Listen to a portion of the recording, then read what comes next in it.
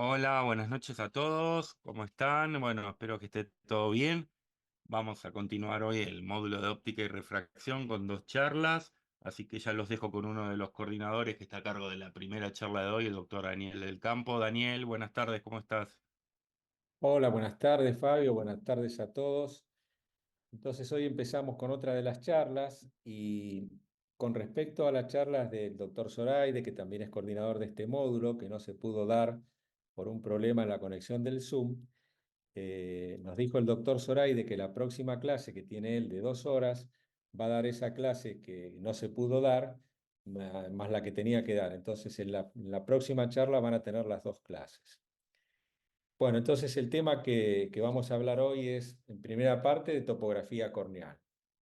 Y la topografía corneal es uno de los exámenes objetivos de la refracción para ver la cara anterior de la córnea y según el topógrafo o lo que usemos, vamos a ver más adelante que también podemos ver, además de la cara anterior, otras cosas. Pero empezamos por la topografía porque es lo más básico, lo que ustedes pueden acceder más fácil en algunos consultorios o en clínicas o hospitales. Y fue el topógrafo por primera vez que empezamos a entender un poco más de qué se trata el astigmatismo y cómo es y cómo vamos a ir viendo. De manera tal que para repasar un poco la anatomía de la córnea, me acuerdan ustedes que la córnea mide aproximadamente 11 milímetros, pero tiene un área central de 2 milímetros, que ustedes ven allí, entre 2 y 4 milímetros, que es la zona realmente óptica y que va a servir para llevar la imagen en forma nítida a la mácula. Es decir, esta parte de la retina sería la córnea, lo que la mácula, esta parte de la córnea, la parte central, sería a la córnea lo que la mácula es para la retina. Luego hay una zona paracentral y una zona periférica que sirven de sostén y de dar la forma que debe tener esa zona central. Cuando nosotros medimos con el autorrefractómetro, que vamos a ver también más adelante, lo único que medimos es la zona central, entre 2,5 y 3,5 milímetros centrales. Eso es lo que medimos con el autorrefractómetro. Pero hay una zona muy amplia de la córnea que no medimos con el autorrefractómetro y podemos ver con el topógrafo corneal o mediante los instrumentos que nos sirven para evaluar la córnea. Entonces, siguiendo con la anatomía, este esquema lo que quiere graficar es la córnea, el círculo más grande, y la pupila, el círculo blanco central. Y si ustedes pueden ver por la cruz que tiene la córnea, el centro de la córnea no coincide en muchos casos con el centro de la pupila. Entonces, para recordar que el centro de la pupila o el eje visual corresponde al centro de la pupila, está ligeramente desplazado hacia nasal e inferior. Esto nos va a servir cuando veamos una topografía para ubicar la córnea, para ubicar la pupila y para ubicar el eje visual. Entonces, realizando una reseña histórica, la topografía corneal como la vemos ahora empezó a estudiarse por primera vez en 1619, en el Renacimiento, por un sacerdote jesuita, Christopher Scheiner, en 1619. Y fue el que primero describió como un espejo convexo a la cara anterior de la córnea. Luego, en 1853, Helmholtz, que era un físico y matemático, pero también era médico, alemán, y fue el primero en describir las propiedades que tenía la córnea con respecto a la reflexión de la luz y cómo hacía que la luz se proyectara sobre la retina. Eh, Tuvo un reconocimiento mundial, Helmholtz, tal es así que algunos centros algunas universidades de Alemania lo han distinguido. Hay un cráter en la Luna que lleva su nombre en homenaje a él, y hay una estatua de cuerpo entero en la Universidad de Berlín, eh, en un reconocimiento a lo que hizo Helmholtz por la física y por la medicina. Luego fue Plácido en 1880 que por primera vez, haciendo estos anillos, como ven ustedes en el esquema que está a la derecha, fue Plácido en 1880 que creó una serie de anillos concéntricos que, reflejados sobre la córnea, podría inferir si esa córnea era regular o irregular y si tenía astigmatismo o no lo tenía. Pero realmente quien lo pudo medir al astigmatismo fue Jabal y Schotz en 1881, el oftalmómetro de Jabal, que muchos de ustedes habrán visto en el Hospital Santa Lucía, en la Gleize o algún otro hospital, que se podía medir realmente el astigmatismo corneal y los radios de curvatura muy bien, y tenía unas líneas que se llaman líneas de fe centrales que había que unirlas para después medir el astigmatismo o los radios de curvatura de la córnea. Cuando no podíamos medir, cuando no podíamos alinear esas líneas de fe del Jabal, entonces era uno de los primeros signos, un signo precoz, que esa córnea podía tener un queratocono. Y ustedes recuerdan, teníamos dos signos antes de la topografía para ver un queratocono precoz. Uno era la falta de alineamiento de esas líneas de fe del oftalmómetro de Jabal, y el otro signo era cuando mirábamos las sombras con la esquiascopía, las sombras se proyectaban, como ustedes vieron en la clase que dio el doctor Mújica, en la primera clase, esas sombras se cruzaban como una tijera, y eso era también un indicio que esa córnea tenía un queratocono. Y bueno, siguiendo con la historia, fue Claeys en 1985 que tomó esos discos de Plácido y los llevó a una computadora para ser analizados. Y así fue cuando surgió la topografía corneal computada. ¿Cómo hacemos para interpretar la topografía? En este gráfico lo que queremos mostrar es, a la derecha, una topografía del terreno. En la parte de abajo está graficado un monte, como el monte Everest, que nosotros lo podemos ver en la parte de arriba, y entonces vemos como una topografía del terreno, lo que está más alto lo vamos a poner en un color rojo, lo que está en un nivel medio en color verde, y lo que está en un nivel más bajo en color azul. Como ustedes ven en un mapa, las partes rojas de un mapa geográfico es rojo, las montañas, la llanura es verde y el mar es color azul. Entonces, esos mismos colores toma el topógrafo para buscar y graficar con colores la zona más alta, la zona normal o media y la zona más baja. ¿Y cómo vemos esto? ¿Cómo lo podemos interpretar?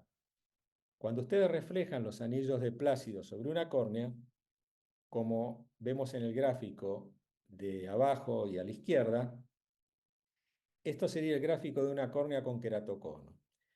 De manera tal que el queratocono en la zona más plana que ustedes ven a la derecha de esa córnea ilustrada es más plana, y entonces los anillos de Plácido se reflejan más espaciados entre sí, y en la zona apical de la córnea, que es más curva, la zona superior, ustedes ven a esos anillos reflejados más juntos entre sí porque esa córnea tiene más poder de reflexión, de manera tal que podemos saber dónde la córnea es más curva y dónde la córnea es más plana. Pero fíjense que estamos hablando de curvatura y no estamos hablando de una zona de la córnea más alta o más baja, que eso lo vamos a ver más adelante. Con esto lo que vemos con los anillos de Plácido es una zona más curva o una zona más plana. Y acá entonces está graficado como una córnea normal o una córnea plana refleja los anillos tal cual o ligeramente un poco más separados, pero cuando tenemos una córnea que es muy curva, que tiene mucho poder, entonces los anillos, como vemos acá, se van a reflejar más juntos. Cuando la córnea es irregular, como en el caso de un traumatismo, de un trasplante de córnea o de un queratocono avanzado, si bien al ser irregular no podemos sacar muchas conclusiones, pero si ustedes pueden ver a la derecha que la córnea es más curva, como los anillos están más juntos, y a la izquierda que la córnea es más plana, como los anillos se van separando. De manera tal que también podemos inferir cómo es la topografía de esa córnea. Y bueno, Claes cuando empezó a estudiar esto, veía que en las córneas de ojos que él llamaba normales, es decir, de ojos que no habían sido sometidos a cirugía, que no tenían traumatismo, y entonces cómo daban los patrones, y veía patrones redondos en 22%, lo vamos a ver ahora en un gráfico, estos patrones, un patrón topográfico oval del 20%, un monio simétrico del 17%, un monio asimétrico del 32%, y había un patrón que él llamó irregular del 7% y los puso dentro de las córneas que aparentemente eran normales. Pero como vamos a ver más adelante, ese patrón irregular no lo consideramos como una córnea normal. Y esta es la gráfica desde un patrón redondo, como se va haciendo oval, monio simétrico, un monio asimétrico hasta llegar a un patrón irregular o inclasificable, que sería lo que está a la derecha en la imagen. Y estos son los trabajos originales de Claes con esos patrones. El patrón redondo que vemos a la izquierda, el patrón oval a la derecha, el monio simétrico a la izquierda. Ustedes vean, dividimos en la parte superior e inferior de ese monio, cómo va a ser muy parecido o muy simétrico. Por eso lo llamamos monio simétrico, y el que está a la derecha, como la parte superior es muy distinta a la parte inferior, y entonces podemos inferir que ese monio es asimétrico. Y por último, el patrón irregular o inclasificable, que yo les he puesto en la imagen de la derecha una córnea que ha sido trasplantada, y de acuerdo a los puntos, cómo van una sutura tirando más que otra, cómo se manifiesta ese patrón irregular. Ese patrón irregular o inclasificable no lo consideramos dentro de los patrones normales. Los patrones normales serían entre el redondo y el monio asimétrico. Entonces, esto es como se va a interpretar la topografía en un topógrafo actual. Hay una imagen que es normal o normalizada, que es la que vemos a la izquierda, y a la derecha, lo que yo les he querido traer acá es que si ustedes ven la imagen que está a la derecha y abajo, ustedes dirían que esa córnea, como decíamos por los colores anteriormente, los rojos son muy curvos, es decir, muy altos, y los verdes o azules son más planos. Entonces, si vemos en la misma imagen de las cuatro topografías, la superior a la derecha, yo diría que es una córnea normal porque tiene un color verde, y entonces sería una córnea normal, estaría en una parte intermedia, pero sin embargo la córnea de abajo yo diría que es muy roja, entonces tiene patrones muy elevados, diría que esa córnea no es normal, que podría tener un queratocono al ser muy elevada. Sin embargo, lo que ocurre es que cuando uno toma una escala de 1 en octavo de esa escala y en el otro tiene una dioptría, entonces se hace muy manifiesto un cambio y menos manifiesto cuando yo tomo escalas de una dioptría. Entonces, para eso lo que hace el aparato es estandarizar y tomar siempre la misma escala, que en general es de una dioptría, como se ve donde están las cuatro topografías en la superior izquierda, y de esa manera, teniendo una escala automática estandarizada en una dioptría, es más fácil ver el gráfico e interpretarlo. Esa escala a su vez puede ser absoluta y relativa. La escala absoluta va de 0 de dioptrías hasta 99, pero también ahí es difícil interpretar. Entonces se hace una escala normatizada o una escala automática que toma el equipo para que la podamos interpretar mejor. Entonces decíamos que la córnea, y vemos la córnea y la esclera, pero que el centro de la córnea, la mayoría de las veces, no se corresponde con el centro de la pupila. Entonces, los discos de Plácido lo vemos proyectados sobre la córnea, y vemos la cruz que nos está marcando en el centro de la pupila del paciente, y vemos la cruz blanca y una línea azul alrededor que nos está marcando la pupila. Entonces nosotros podemos inferir, cuando vemos proyectada la topografía, dónde está la pupila y dónde está el eje visual con respecto a esa topografía. La escala es relativa, no va de 0 a 99, sino que va de 50 dioptrías a 30, o como lo ha tomado la escala aquí. Puede ir con escalas de media dioptría o de una dioptría, según toma el equipo, y vemos que tiene un cuadriculado. Cada uno de estos cuadriculados, cada cuadradito de esto corresponde a 1 milímetro en la córnea. Entonces ustedes pueden ver allí un círculo blanco que simboliza dónde estaría la pupila del paciente, y ustedes pueden medir en los colores, color azul la córnea muy plana, color rojo la córnea muy curva, cómo dentro del eje visual de ese paciente tiene colores muy planos, es decir, una córnea muy plana, y colores muy curvos, una córnea muy curva dentro de los 3 milímetros centrales de la córnea. Por lo tanto, este paciente tendrá una mala agudeza visual, y con esta topografía, como veremos más adelante, podemos decir que el paciente tiene un queratocono, la córnea muy plana arriba, muy curva abajo, con una diferencia muy grande entre la parte superior e inferior. Podemos inferir que ese paciente tiene un queratocono manifiesto.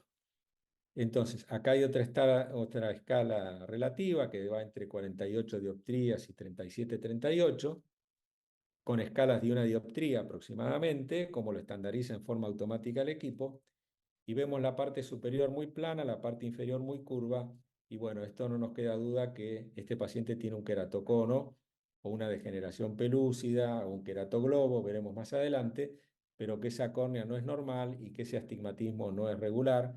Ahí no vemos un monio simétrico o asimétrico, sino que vemos un patrón de un queratocono, de un astigmatismo de forma irregular. ¿Qué aplicaciones clínicas tiene la topografía? Bueno, para evaluar anormalidades corneales como el queratocono temprano, es decir, el signo, buscar un queratocono en forma precoz, lo podemos hacer mediante un estudio sencillo y barato de bajo costo, como es la topografía, sin tener que recurrir a otros estudios más costosos o que no está en todos los centros de salud o en los hospitales o en las clínicas, o más difícil en un consultorio. De manera que una topografía nos puede, o es el elemento que podemos tener a mano para buscar un queratocono precoz. Es decir, si un chico de 8 o 10 años vemos que tiene un astigmatismo de 2 o 3 dioptrías y sospechamos que tiene un inicio de queratocono, bueno, pedimos una topografía para descartar que sea eso. También lo usamos para cuando el paciente tiene un déficit visual inexplicable. A veces el queratocono, el autorrefractómetro, nos marca que tiene un astigmatismo de 4 en un eje determinado, pero realmente cuando queremos corregirlo, el paciente mejora un poco, pero no del todo. Y entonces, si ese paciente tiene un queratocono, ponemos un agujero estenopeico múltiple y el paciente mejora la agudeza visual, o le ponemos un lente de contacto y el paciente mejora la agudeza visual. Entonces, al hacer la topografía, vemos que la alteración está en la córnea. Y para hacer una adaptación del lente de contacto, seguramente es muy útil la topografía. En la cirugía de catarata, ¿para qué nos va a servir? Para ver si el paciente tiene o no astigmatismo, cuál es el eje más curvo y cuál es el eje más plano, y de acuerdo a eso, donde realizamos la incisión, sutura se habría que darla, aunque ahora en cirugía de cataratas prácticamente no usamos sutura, pero bueno, sí habría que darla en qué eje hacer esa sutura. Y para evaluar también el astigmatismo posoperatorio, tanto sea en cirugía de cataratas, pero también y especialmente en la cirugía de trasplante de córnea, que uno da muchos puntos, algunos traccionan más que otros, y entonces después de un determinado tiempo uno puede ir soltando algunas suturas que están traccionando mucho, y eso lo hace basándose en la topografía. Otras aplicaciones es cuando hace mucho tiempo hacíamos la queratotomía radial o astigmática. A veces todavía podemos hacer queratotomía radial para corregir algún astigmatismo en la cirugía de catarata, para hacer fotoablación corneal con láser, eso sí es una cirugía habitual, y en las queratoplastias penetrantes, como decía anteriormente, para evaluar la técnica y cómo resolver el astigmatismo post-queratoplastia. Estos son algunos ejemplos que podemos usar en topógrafos. No todos los topógrafos lo tienen. Esto es en algunas casas comerciales que han sumado esto, como el Holaday diagnóstico. ¿Y esto para qué sirve? Lo que ha hecho este autor es, de acuerdo a cómo está la topografía corneal, qué agudeza visual puede tener el paciente. Porque como decíamos anteriormente, una córnea tiene un astigmatismo alto o que es irregular no nos va a permitir una buena agudeza visual per se. De manera tal que si hacemos este diagnóstico con este tipo de topógrafos, podemos ver, de acuerdo a cómo está la superficie y la regularidad corneal, cómo estaría la agudeza visual del paciente, suponiendo que tenga los medios transparentes, que el paciente no tenga una catarata y que tenga la retina y la mácula normal, por supuesto, porque si el paciente tiene una maculopatía, no nos sirve. Esto sirve la agudeza visual en base a cómo está la topografía. Y vemos allí abajo, en azul, cómo nos muestra que ese paciente puede tener una buena agudeza visual de 20/20, de acuerdo a cómo está la córnea. Otro topógrafo que también suma algo más de acuerdo a la topografía es cómo estaría la discriminación. Es decir, ustedes ven en la parte superior derecha cómo ven esos dos conos alargados y separados. Entonces el paciente, de acuerdo a la topografía, si tiene una buena cono, una buena superficie regular, cómo tendría la visión del contraste. Entonces, la otra analizaría agudeza visual de acuerdo a la córnea y esta topografía analiza cómo estaría esta otra característica de la visión. Y ven abajo ustedes cómo en esa cruz marcan los dos puntos separados que dice que ese paciente, de acuerdo a la córnea, tendría una buena visión de contraste.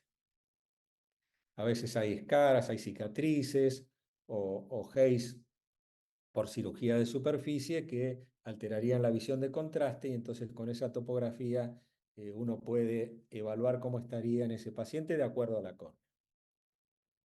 Otro estudio que podemos realizar, más completo que la topografía, es el ORSCAN, que fue el primer estudio que salió para evaluar, además de la cara anterior de la córnea, poder evaluar la cara posterior. Muchas veces el queratocono empieza por la cara posterior y después se manifiesta en la cara anterior, y poder evaluar si el estudio puede ver la cara anterior y la cara posterior de la córnea.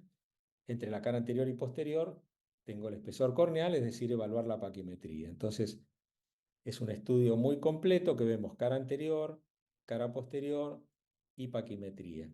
Eso lo hace los primeros ORSCAN no por los anillos de Plácido, sino por una hendidura en 45 grados que analizaba esto. Pero luego se agregó, porque al poner anillos de Plácido se veía mejor la cara anterior, entonces luego se agregó un anillo de Plácido al ORSCAN para ver la cara anterior y una hendidura para ver la cara posterior y la paquimetría. Entonces eso nos da una imagen mejor. Entonces, nosotros decíamos que la topografía nos da la cara anterior de la córnea y nos da altura, pero nos da curvatura, pero no nos da altura. Es decir, la topografía de la cara anterior no nos dice que es más alto y más bajo, nos dice que es más curvo y más plano. Para saber que es más alto y más bajo, surgió el ORSCAN. Entonces, un sector de la córnea más alto y más bajo, ¿con respecto a qué? Bueno, con respecto a una esfera de mejor ajuste, que es lo que vemos representado en este esquema. Esa esfera de mejor ajuste nos va a decir que está por arriba o que está por debajo. Entonces, vemos aquí el Pentacam, además del Orbscan, la tecnología Pentacam también nos va a dar la cara anterior, la cara posterior y la paquimetría. El Pentacam ustedes ya vieron en alguna clase y lo van a ver en otras clases también. El Pentacam, que es nombre comercial, es algo más avanzado que la topografía para ver esto que estábamos hablando recién. Y acá, para interpretar los resultados, vemos un paciente que ha sido tratado con cirugía refractiva, con excimer láser, y que ha tenido una ablación descentrada. ¿Qué podemos ver ahí? Bueno, podemos ver la pupila en el círculo blanco, podemos ver el centro de la pupila, que marca ahí la flecha, pero vemos que el centro de la ablación del excimer está desplazado hacia superior y a la derecha. Quiere decir que la visión de ese paciente no va a ser buena. Ustedes recuerden que cada cuadrado que vemos en la imagen se corresponde a 1 milímetro en la córnea. Entonces, en 2 o 3 milímetros tenemos una córnea muy plana de 40 dioptrías o 42 dioptrías, y a 2 o 3 milímetros en la zona pupilar tenemos una córnea de 47 o 48, de manera tal que ese paciente no va a tener una buena agudeza visual, y es por la córnea. Eso era una imagen de un libro, y esto le muestra un paciente que nos fue referido porque tenía un tratamiento y no conseguía una buena agudeza visual, pese a que el autorrefractómetro, recuerden ustedes que ve los 2 o 3 milímetros centrales, medía como que el paciente medía la parte donde había tallado el láser en el centro, pero no podía ver la parte periférica de la córnea, más abajo, que era muy curva. Entonces, ese paciente o uno le tiene que hacer un retratamiento, o la otra manera que lo puede hacer es poniendo un lente de contacto que regularice la córnea. Acá vemos otros ejemplos para interpretar la topografía, y lo que vemos en la parte de arriba y a la izquierda es un astigmatismo que ha sido tratado. Ustedes fíjense abajo cómo en la línea roja, que es el eje más curvo, y la línea azul, que es el eje más plano, esa diferencia tan grande que existe entre los dos ejes corresponde al astigmatismo. En este otro caso es otro paciente que tuvo una ablación descentrada, y como la pupila no se relaciona con el eje visual, y el astigmatismo que le está generando, que ustedes ven abajo en la línea roja y la línea azul, cómo se cruzan y el astigmatismo que produce. Este es un paciente que también fue sometido a la cirugía refractiva, pero sin embargo, ustedes ven la topografía y pueden inferir que la córnea central es muy curva y entonces tendrá un queratocono, qué problema tendrá. Pero este paciente fue sometido a una cirugía con excimer láser, pero de tipo hipermetrópico. Lo que ha hecho el excimer, ustedes ven que ha sacado o ha aplanado la córnea periférica, que se ve azul, con lo cual consiguen curvar la zona central. Y es lo que queríamos, es decir, darle más poder a la córnea para corregir la hipermetropía. Por lo tanto, ese es un paciente que ha sido tratado con una buena topografía y una buena agudeza visual posoperatoria. Este es otro paciente, lo mismo, que fue tratado con láser, con excimer, para un astigmatismo previo, y como ustedes ven abajo, abajo a la izquierda, como la línea roja y la línea azul se han unido en la zona central, corrigiendo el astigmatismo, y ese paciente va a tener buena agudeza visual y la topografía se corresponde. Y estas imágenes es para recordar cómo ven ustedes el astigmatismo en la topografía. Este es un paciente que tenía un astigmatismo alto, pero era de tipo regular con un moño simétrico, es decir, que la parte superior e inferior eran relativamente parecidas, y tenía un astigmatismo regular con un moño simétrico y a favor de la regla. ¿Por qué a favor de la regla? Porque a favor de la regla, que es la mayoría de los astigmatismos, el eje más curvo está a 90 grados, es decir, en el meridiano vertical. Y el eje más plano está en 180 grados, es decir, en el eje vertical. Ahora, si yo tengo un astigmatismo, este paciente tuviera 4 de astigmatismo, yo lo tengo que corregir con un lente cilíndrico de -4. Pero ¿dónde voy a poner ese cilindro? Y esto es una confusión que a veces pasa.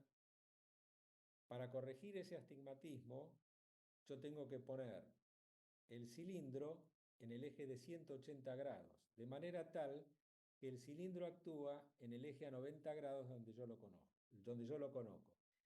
Si tuviera que poner un cilindro negativo de -4, lo pongo en 180 grados y está aplanando el eje a 90 grados, que es el más curvo. Entonces, esto con la topografía es fácil de entender, pero si uno no ve la topografía es más difícil de entender. Este es un astigmatismo con un monio regular, igual que el otro, pero el eje está oblicuo, no está a 90 ni está a 180, está en 45 grados. Por lo tanto, ese astigmatismo va a ser un astigmatismo oblicuo de tipo regular. Y por último, el astigmatismo menos frecuente, que es en contra de la regla, es decir, el eje más curvo está en 180 grados. Y acá este es un astigmatismo realmente regular contra de la regla. Pero siempre que ustedes vean un astigmatismo en contra de la regla, y más si ese astigmatismo es alto, tienen que sospechar en un astigmatismo irregular, hasta que se demuestre lo contrario. En general, ese astigmatismo irregular, si el monio simétrico está ligeramente incurvado hacia abajo, podemos sospechar que el paciente tiene un comienzo de una degeneración marginal pelúcida, que produce un astigmatismo en contra de la regla y con el monio discretamente desplazado hacia abajo. Entonces, esto es una imagen para recordar que si bien la topografía es un estudio objetivo, el estudio debe ser hecho por un técnico o por un médico que conozca cómo se hace el estudio, que vea cómo está la posición del paciente, que vea si el paciente parpadea o no, porque si el ojo está seco, es decir, el flip precorneal, si el flip precorneal se altera, también se va a alterar la topografía. Estos son unos ejemplos de pacientes que hemos tratado. Ustedes ven a la izquierda un astigmatismo alto de tipo regular y a favor de la regla porque el eje está más curvo en 90 grados. Y como después de tratado con el excimer, como la parte central, ustedes ven en azul, quiere decir que se ha aplanado, ha desaparecido en el eje visual el astigmatismo y se ve en el cuadrado inferior cómo se han unido el eje más curvo y el eje más plano, de manera tal de haber corregido ese astigmatismo. Y este es otro ejemplo igual, ven a la izquierda cómo estaba el ojo con el astigmatismo y cómo a la derecha, perdón, el que está tratado está a la izquierda, cómo a la izquierda la zona pupilar se ve cómo desapareció ese monio. Este es otro ejemplo de un paciente que fue tratado con excimer láser en una miopía muy alta. Vean ustedes cómo aplanó la córnea y cómo abajo, a la izquierda, cómo se ven las dos líneas, la roja y la verde, cómo se han ido hacia abajo, es decir, la córnea es muy plana, tiene 30 y pico de curvatura. Recuerden que una córnea normal tiene aproximadamente 42 dioptrías y la córnea normal va entre 40 y 46 dioptrías. Si tenemos una córnea de 47, tenemos que descartar un queratocono o más. Y si tenemos una córnea de menos de 40 dioptrías, 38, 37, tenemos que ver si esa córnea fue sometida a cirugía o si el paciente usó un lente de contacto que se lo sacó hace poco y le está aplanando la córnea. Bueno, en este caso es un paciente que tiene la córnea central plana y fue sometido a una cirugía de excimer láser. Y acá es lo mismo, pero a la inversa. Este paciente era hipermétrope, entonces el láser talló la periferia, que ustedes la ven en azul, más plano, y cómo se incurvó la parte central, de manera tal que corrigió la hipermetropía porque le dio más poder a la parte central de la córnea. Y acá le quiero traer ejemplos de astigmatismos irregulares que tienen que ver con degeneraciones periféricas. Acá ven un astigmatismo que el eje de mayor poder está en el eje horizontal y por lo tanto sería en contra de la regla, pero vean cómo se va hacia arriba ese astigmatismo de manera tal que este paciente tenía una degeneración marginal. Este es otro paciente que tiene la zona superior más curva que la inferior y uno puede inferir que ese paciente ha usado el lente de contacto y se lo sacó hace poco, que muchas veces produce eso. Pero si ustedes hacen el descanso de 7 o 14 días del lente de contacto, si es un lente blando, 7 días, si es un lente rígido, 14 días. Y sigue esta topografía, quiere decir que el paciente puede tener un queratocono de inicio superior, que es muy raro, pero puede ocurrir, como tenía este paciente que les muestro acá en la imagen, y también está descrito en la literatura, hay un trabajo del doctor Argento y el doctor Duartero, que presentaron queratoconos de inicio superior. Está en los archivos de oftalmología de la Sociedad Argentina, ahí se puede leer. Y acá les quiero traer rápidamente un ejemplo. Este es el topógrafo que usamos nosotros, eh, que se puede unir al topógrafo, perdón, es el topógrafo que se puede unir al excimer láser y de esa manera hacer una ablación controlada por topografía. Eso se usa en los casos de un astigmatismo irregular o esos que yo le mostré de una descentración post-excimer láser para poder hacer un centrado correcto. Bueno, estos los tratamientos que podemos hacer unidos al topógrafo. Y esto nos indica lo que yo le decía, que si el topógrafo es un estudio objetivo, pero el que lo hace, el médico o el técnico que lo hace, no lo hace correctamente, puede dar un resultado erróneo. Entonces, este tipo de topógrafos lo que hace es centrar, tiene un modo automático que cuando está bien centrado el paciente, que tiene bien apoyado el mentón y la frente, que el ojo está mirando donde debe ser, que el fin precorneal está bien, y entonces recién ahí hace la topografía. Y si no le indica al técnico, al médico, al operador que está haciendo, por esos cruces y círculos que ven ustedes, dónde debe desplazar el joystick para que la topografía esté centrada y sea válida realmente. Bueno, esto es lo mismo, son ejemplos de topografía, como se muestran. Esto es algo que sirve no para los médicos, pero sí para el paciente, para mostrarle cómo es su córnea, más alta, más baja, y cómo se ve topográficamente su astigmatismo. Entonces, una manera de explicarle al paciente. Esto es un polinomio de Zernicke, que si bien la topografía no lo da, pero bueno, puede imitarlos o puede hacer un símil polinomio de Zernicke. Esto es para mostrar un caso del queratocono, que si ustedes miran los anillos de Plácido, cómo se unen, están muy juntos allí abajo, y cómo muestran la topografía con los colores más cálidos, la zona donde es más curva la córnea.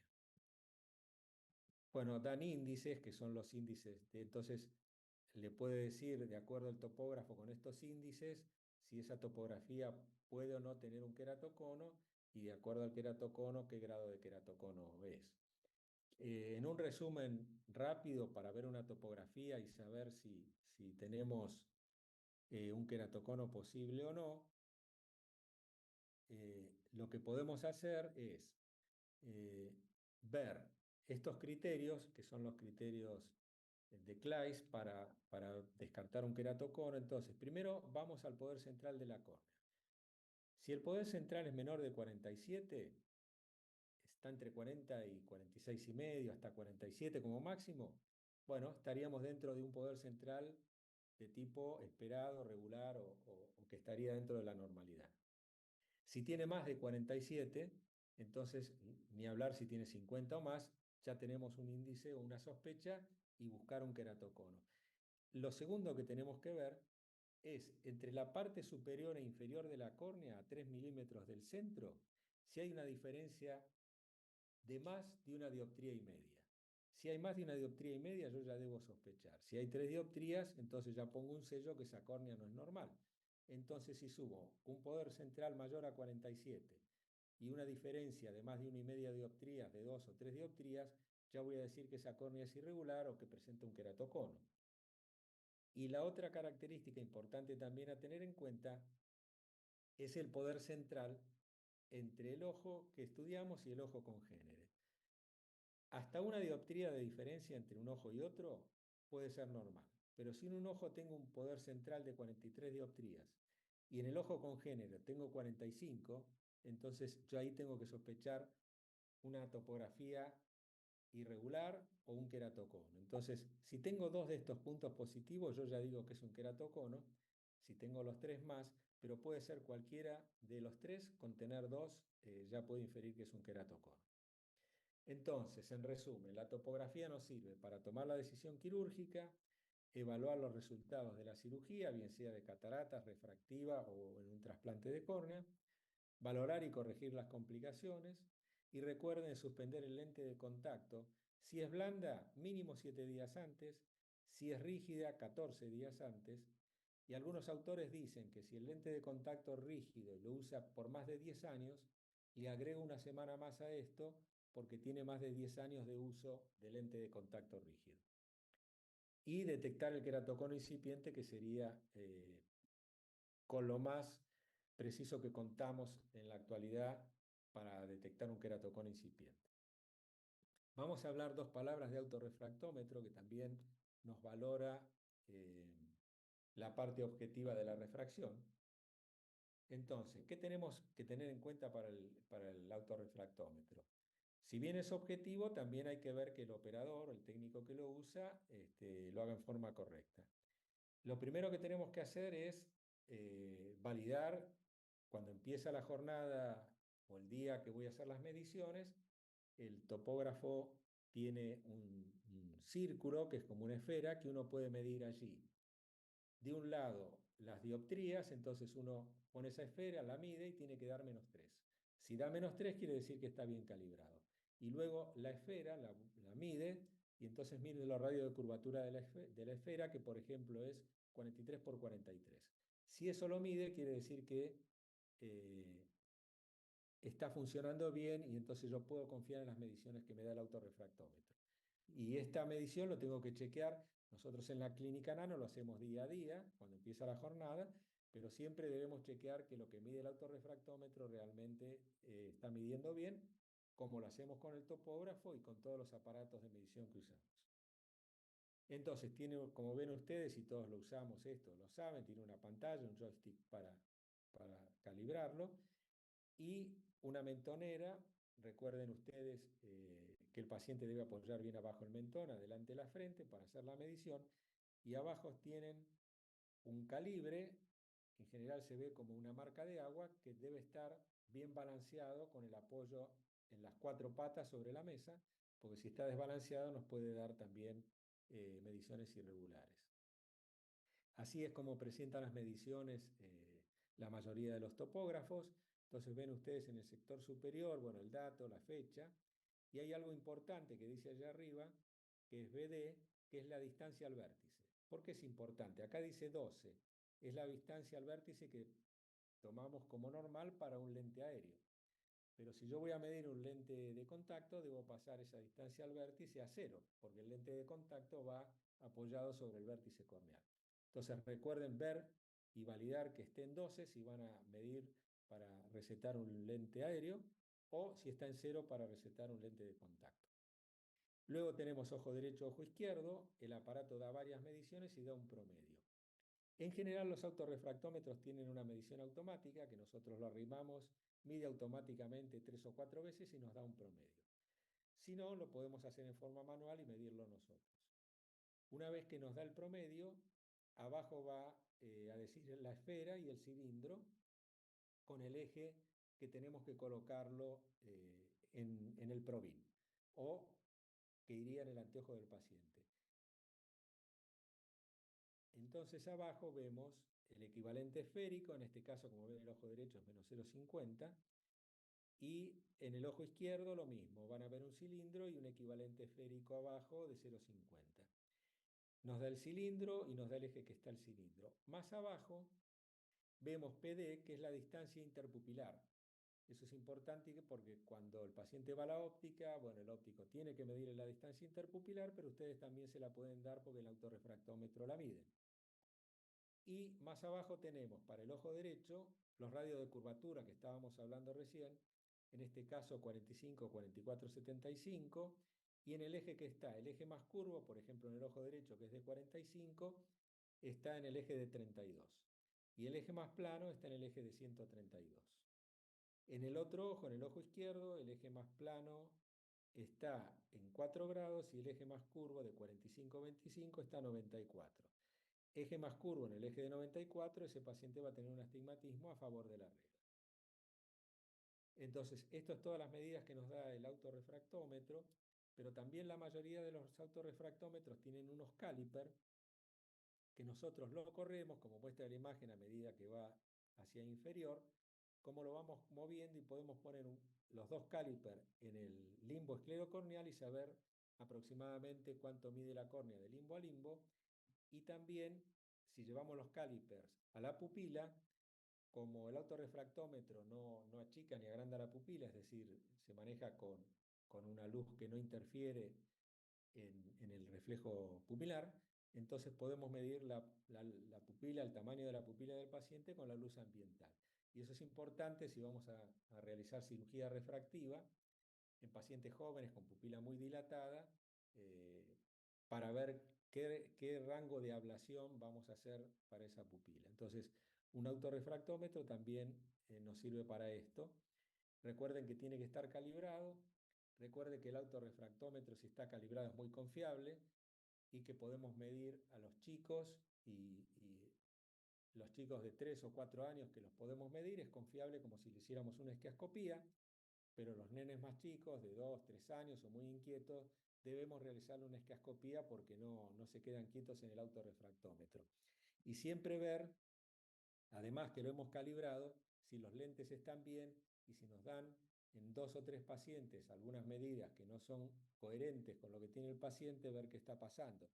Les digo de esto porque yo siempre doy el ejemplo eh, de pacientes que yo atendía que no tenían astigmatismo y entonces ese día lo midieron con el autorrefractómetro y llega al consultorio con un astigmatismo de 3. Y bueno, es raro, si no tenía hace un año astigmatismo y ahora 3. Entonces voy a ver el autorrefractómetro, si habían medido bien, y me fijo que en el lente estaba marcado un dedo, y resulta que habían medido anterior a ese paciente un nenito que estaba comiendo helado, y dijo, tengo que mirar acá, y puso el dedo con lo que tenía de lado, y le quedó ahí en el lente que está midiendo. Entonces, observar además que esté bien calibrado, que los lentes están libres, ¿no? Porque eso puede ocurrir y no sería infrecuente que pase. Entonces, de la clase de hoy, esto es otra clase de miopía, hasta acá hemos terminado con los exámenes objetivos. Como es muy difícil dar una clase por Zoom, como ustedes vieron en las otras clases, eh, si hay alguna pregunta, después se la pasan a Fabi y podemos contestarla. Si no, lo dejamos con una clase muy interesante para ustedes, como siempre es la clase que sigue a la mía, que es la clase de miopía, que se los recomiendo, que presten atención porque es una clase muy buena y muy completa. Así que, Fabio, cuando vos quieras me decís y seguimos con la próxima clase. Sí, sí, cuando está perfecto, Daniel. No hubo preguntas hasta ahora, así que aprovecho para saludar al doctor Sebastián Danker, que está en línea. Sebastián, buenas, ¿cómo estás? ¿Qué tal? Buenas tardes. ¿Cómo está Fabio? ¿Cómo anda el campo? Gracias Ah, ahí por la lo veo, introducción. Sebastián. Ya te hice Vi, un poco escuché, estuve escuchando de la clase como propaganda de tu siempre. clase porque realmente lo mereces, una clase muy buena y que ha hecho historia. Así que bienvenido y cuando Está muy quieras te bien. escuchamos. Muchas gracias. Bueno, podés compartir, Sebastián, cuando quieras y Dale. comenzar.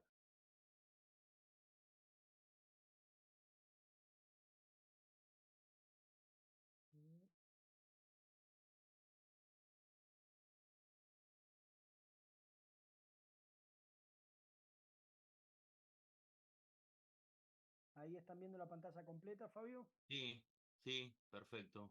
Excelente. Bueno, me gustaría que charlemos hoy sobre lo que es miopía y algunas cosas sobre todo lo que es el proceso de emetropización, ¿sí? Y para empezar, les voy a comentar estos gráficos que ya venimos charlando hace muchos años. Estos son unos estudios que se hicieron en pollos, donde se les mide la refracción a pollitos recién nacidos. Los pollos se usan mucho porque son fáciles de conseguir, no son caros, ¿está bien? Y el desarrollo es bastante rápido, así que en una semana, 2 semanas, uno ya puede, digamos, tener mediciones. Cuando nacen los pollitos, el hatching, apenas nacen, uno encuentra que estos pollos tienen refracciones muy variadas, muy dispersas. Hay pollos miopes, hay pollos emétropes, hay pollos hipermétropes. Pero a medida que van pasando los días, a medida que van pasando las semanas, ¿ven?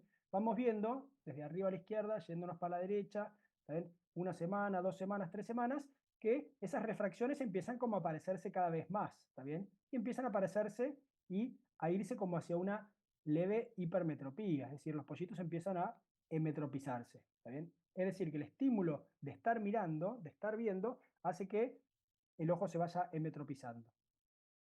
Y finalmente, a las 8 semanas, los anteriores eran hasta las 3 semanas, fíjense que casi todos los pollitos ya están más o menos en una refracción de más una dioptría, ¿está bien?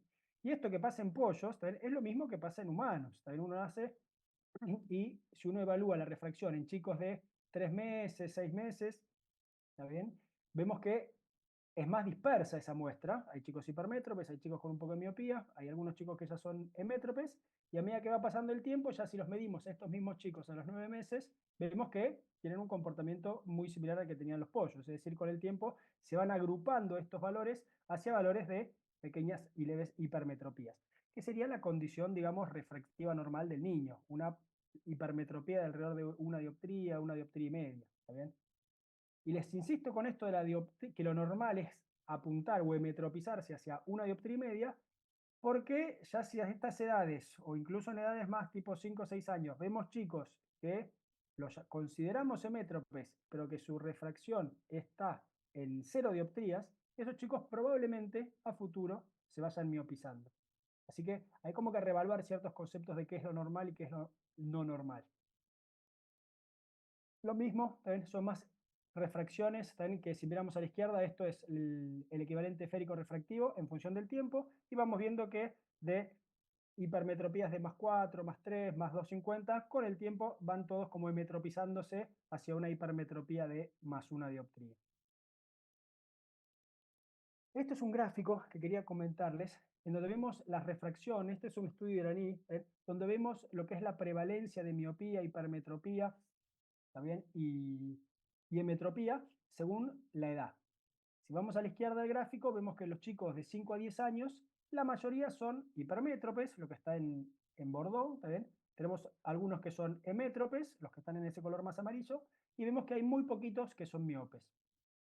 A medida que va pasando el tiempo, y los chicos en general empiezan la escolarización, empiezan a leer, empiezan a hacer más trabajo de enfoque de cerca, vemos que esa escala, esa recta violeta que tenemos arriba, empieza a hacerse cada vez más alta, es decir, empieza cada vez a haber más chicos miopes, a partir de los 10 años, a partir de los 16, 20 años, ¿está bien? Y a los 21, 25 es cuando tenemos, digamos, la mayor cantidad de chicos miopes. Es decir, que algo está pasando también en esos ojos. Hay cambios, más allá de lo que son los procesos iniciales de hemetropización, de los 2 primeros años de edad, ¿ven? A medida que va pasando el tiempo, el ojo va sufriendo cambios, cambios en el poder del lente, cambios en el poder del cristalino, cambios, ¿ven? En la curvatura corneal, cambios en el largo axil, ¿ven? Y son todas las cosas que determinan, ¿ven? La refracción de las personas en las distintas edades de la vida. Y me interesa que vean este gráfico porque esto nos da una idea de más o menos cómo suele comportarse el ojo, ¿sí? Empezamos diciendo que los chicos más chiquitos son muy poco miopes, casi todos hipermétropes, va pasando el tiempo, fíjense que las columnas violetas se van achicando, se van haciendo hay cada vez menos chicos más grandes hipermétropes, ¿está bien? La mayoría se hacen hemétropes y empiezan a aparecer también más chicos miopes. Y vemos otra cosa que, fíjense, si vamos al gráfico de los 46 a 50 años de edad, después de los 40, 40 y pico, empezamos con un poco de presbicia. Entonces ahí vuelve a aparecer esas hipermetropías que venían latentes, ¿ven? Que las acomodábamos y los pacientes no tenían problemas. Bueno, después de los 40, 40 y pico, vuelve a aumentar un poco la hipermetropía. Y finalmente a los 66, 70 años, acá en las columnas de más de la derecha, vemos al revés, que empieza de vuelta a aumentar un poquito la miopía, y esas miopías tienen que ver más con los cambios miópicos propios del desarrollo de una catarata. No son miopías, digamos, de crecimiento del ojo, de aumento del largo axil, sino que tienen que ver más con estos cambios en el índice de refracción del cristalino. Pero nos da una idea de cómo es el comportamiento de las estructuras internas del ojo y cómo se va comportando la refracción a lo largo de la vida. Cuando vamos a estudiar qué es lo que está pasando, cómo es que los ojos se desarrollan, ¿está bien? Recurrimos a un montón de animales y un montón de modelos experimentales, ¿está bien? Y así como les mostraba al principio lo que eran las refracciones de los pollos recién nacidos, esto que estamos viendo es una imagen donde claramente se ve que hay una diferencia entre lo que es el ojo que vemos a nuestra izquierda y el ojo que vemos a nuestra derecha. El ojo que vemos a nuestra derecha es mucho más grande, es mucho más largo que el ojo que vemos a la izquierda. ¿Ven? ¿Y esto por qué? Porque a este ojo le pusieron un oclusor también en el ojo derecho. Es decir, le sacaron a este ojo el estímulo que le permitía emetropizarse, que le permitía dirigir su crecimiento hacia una buena visión. ¿Ven? Y cuando pasa eso, en general lo que hacen los ojos es que se agrandan y se estiran y empiezan a crecer, tratando de buscar ese punto de enfoque que nunca llega porque los ojos están velados con un oclusor, se les pone como una especie de cristal esmerilado delante del ojo, y eso altera todo el proceso de emetropización. ¿Está bien? Otra cosa que se le puede hacer a los animales, u otra cosa que podemos hacer con estos animales, es no solo ponerles un difusor, sino que directamente colocarles lentes positivos, lentes negativos, ¿está bien? ¿Sí? U oclusores en los ojos, y medir qué cambios ocurren en el largo axil, en el poder del cristalino, ¿está bien? Y en función de eso ir prediciendo cómo es que se comporta el ojo. Básicamente, cuando uno agrega esos lentes, si yo le agrego a un ojo, vamos a las imágenes de arriba, una lente positivo, que es esta lente azul, ¿está bien? ¿Eso qué va a hacer? Que al agregarle una lente positiva a ese ojo, las imágenes van a empezar a proyectarse por delante de la retina, ¿está bien? Y con el tiempo, y miramos a la imagen de abajo, eso va a terminar haciendo que ese ojo no tenga tendencia a elongarse y a crecer, sino a que acorte su crecimiento. ¿Ven? Los primeros cambios que ocurren, los vemos en el gráfico de abajo en color violeta, son un engrosamiento en la coroides, que como que empuja hacia la retina hacia adelante, como para que la imagen quede más enfocada, y a largo plazo termina con frenar el crecimiento del ojo y hacer que ese ojo sea un ojo más corto. Es decir, que yo puedo inducir que el ojo frene su velocidad de crecimiento colocándole una lente positiva por delante. ¿Ven? Lo mismo, si yo vuelvo a la de arriba, le coloco una lente divergente, una lente negativa, ¿está bien? Le saco poder de lente al sistema óptico de lentes del ojo y la imagen automáticamente empieza a caer por detrás de la retina. ¿Está bien? Y eso, con el tiempo, ¿ven? Me va a llevar a dos cosas. Los primeros cambios, que van a ser un afinamiento en la coroide, se ve acá esa capita, ¿está bien?, de coroides violeta, más finita que en la normalidad, ¿está bien? Y a largo plazo van a hacer que ese ojo aumente su largo axil. ¿Está bien? Es decir, que yo puedo, con cierta facilidad, en un montón de modelos de animales, desde pollos hasta pescados, mamíferos inferiores y primates inferiores, ¿ven? Puedo inducir todos estos cambios jugando con estos lentes que yo le coloco por delante del ojo.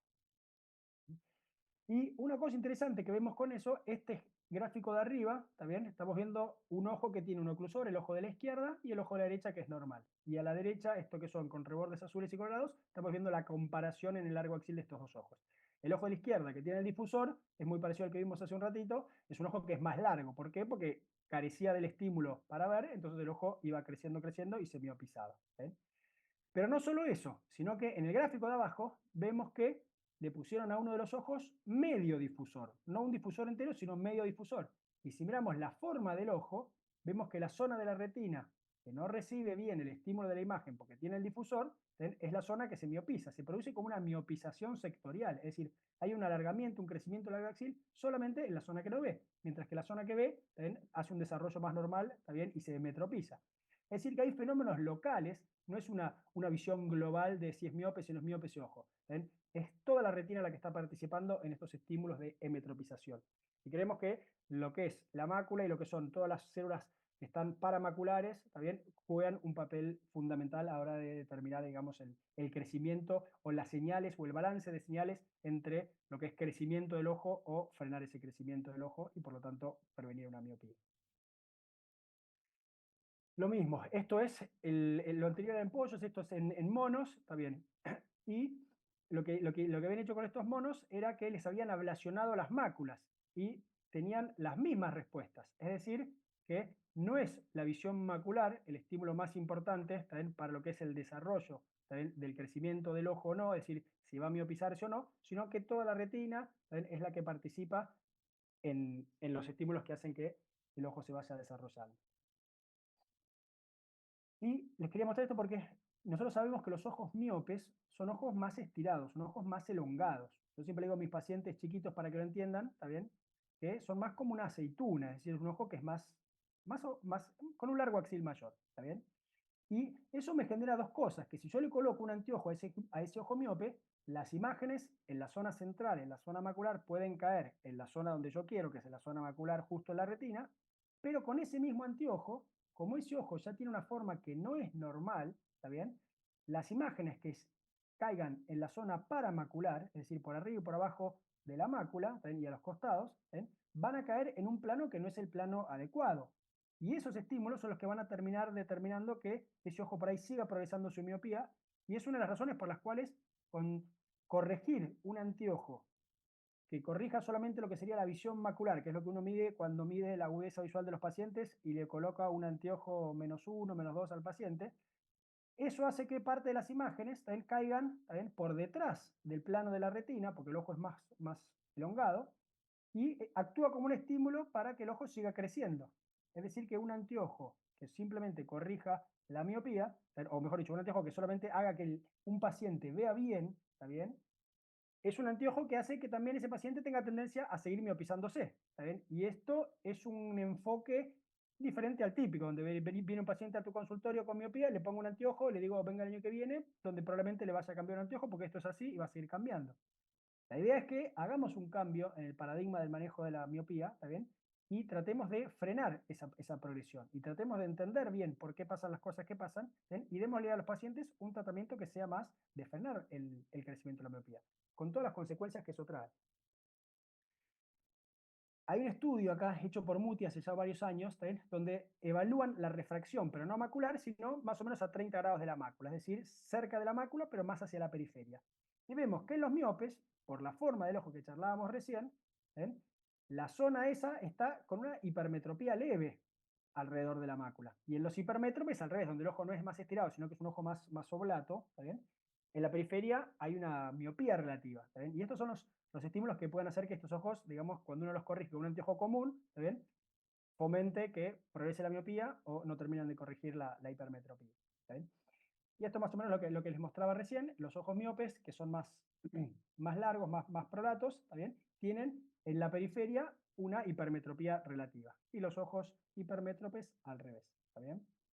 Y pensando en todo esto, ¿está bien? Es que después vamos a ver qué tipo de mecanismos, anteojos y lentes de contacto se desarrollan para tratar de combatir esta progresión de la miopía, ¿está bien?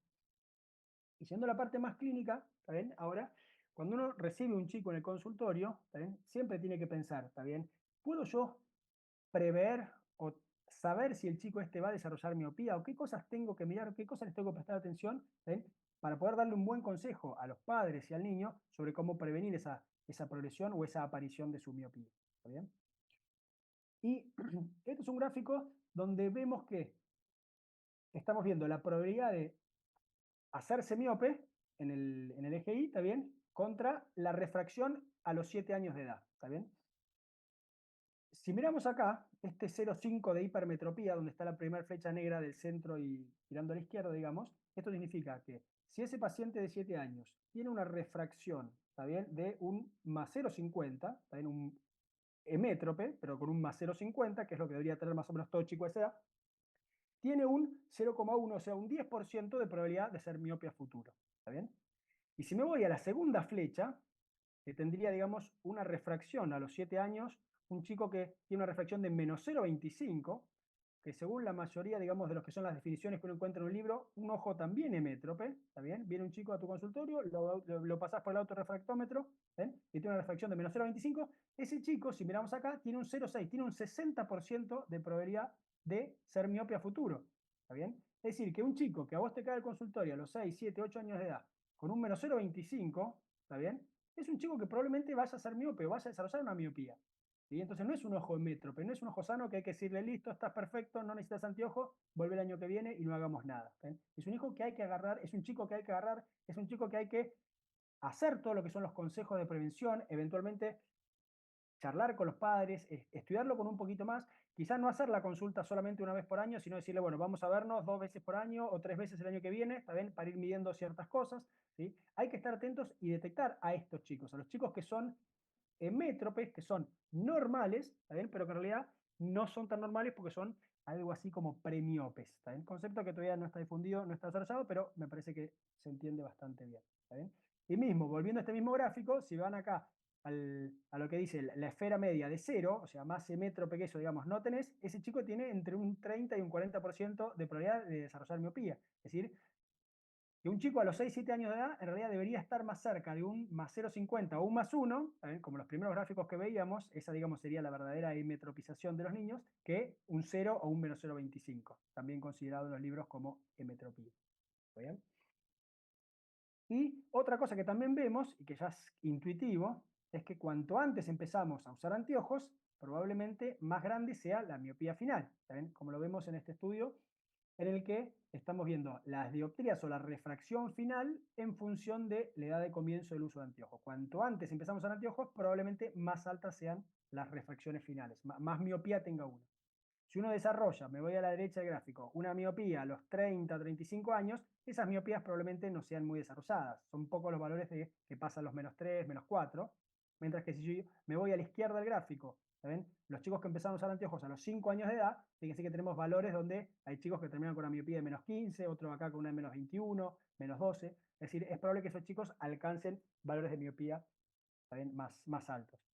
Y esto tiene consecuencias a largo plazo porque no estamos hablando solamente de anteojos, ya con miopías de menos 10, menos 7, menos 8, son miopías magnas, empiezan a aparecer otras complicaciones y otros factores a tener en cuenta más allá de usar anteojos o no usar anteojos.